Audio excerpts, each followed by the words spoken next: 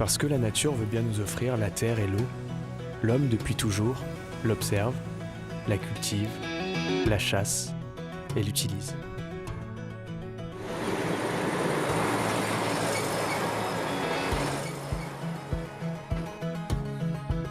Bien entendu, cela n'est possible que parce que l'homme a su se servir de la nature et de son fonctionnement.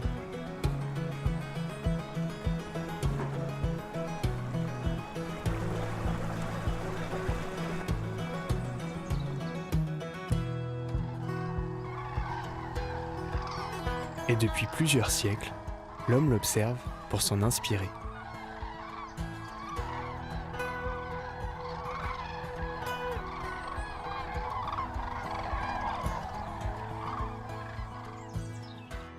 Déjà, au XVe siècle, Léonard de Vinci observe les oiseaux et les chauves-souris et tente de reproduire leur forme et leur vol battu. Il dessine notamment l'ornithoptère, qui ne volera jamais.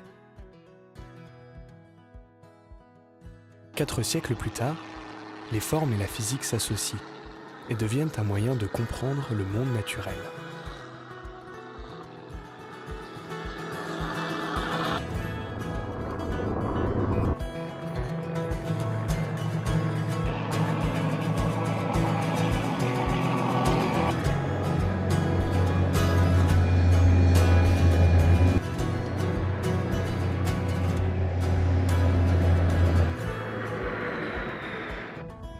L'observation des oiseaux est la cause même du désir de voler. Et l'inspiration qu'elle a provoquée est sans le savoir l'un des premiers phénomènes de biomimétisme, qui ne sera défini qu'en 1997 par une naturaliste américaine, Janine Benyus.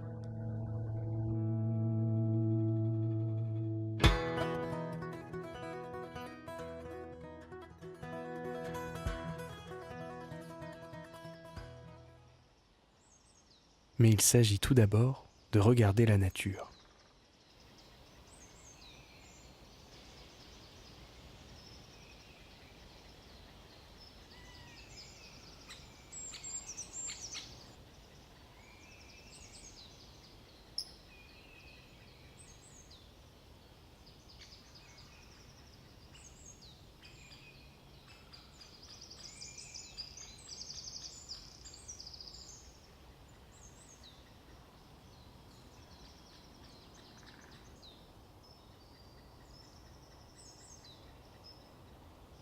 La structure des amortisseurs des casques de moto pourrait encore être améliorée.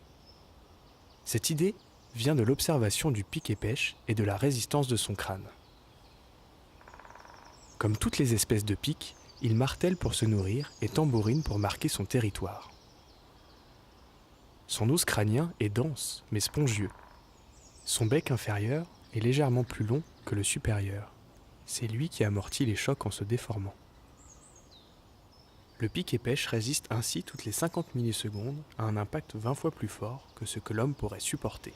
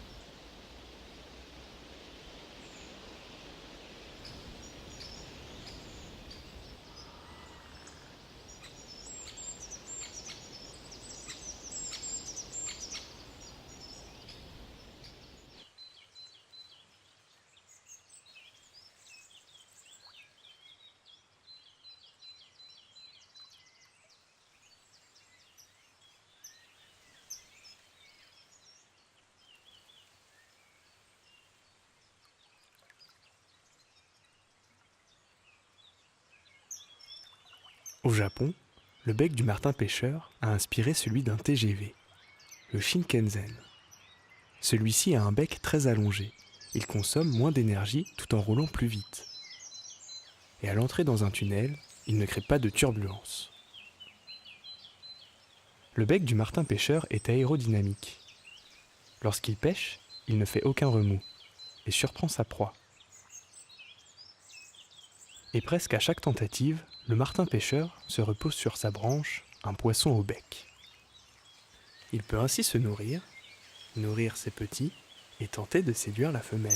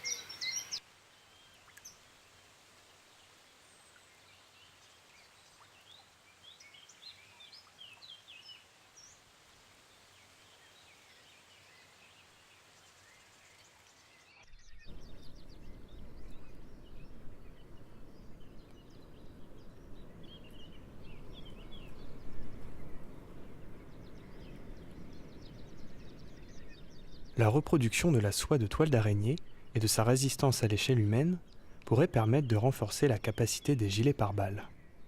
L'araignée la sécrète grâce à des filières situées à l'arrière de son abdomen. Ses organes tissent pour ne former qu'un seul fil. La soie est aussi composée de gouttes de glu qui correspondent à des treuils. La soie en sort et s'y embobine. C'est ce qui fait la flexibilité et l'élasticité du matériau. Chacune des gouttes de glu est un piège collant pour les proies.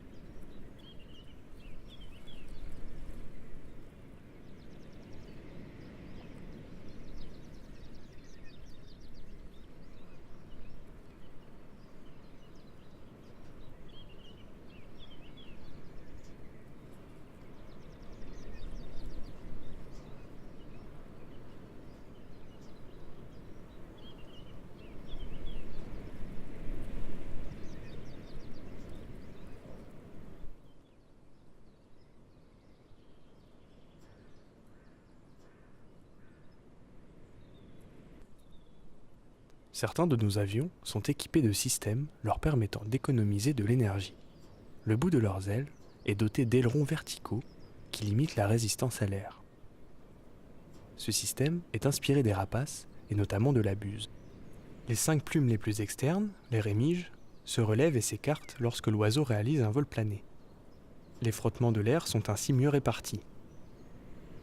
Une fois que le rapace a trouvé les courants d'air chaud, ses ailes lui assurent une économie d'énergie suffisante pour planer et marquer son territoire durant de longs moments.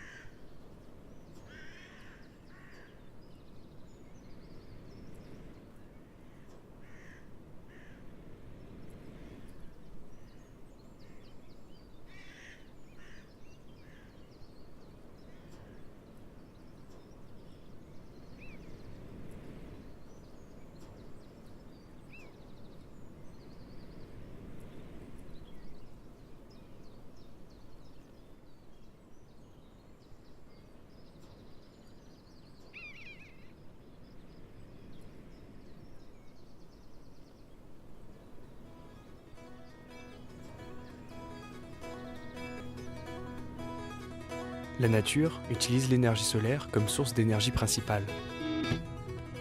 Elle n'utilise que la quantité d'énergie dont elle a besoin. Elle recycle tout.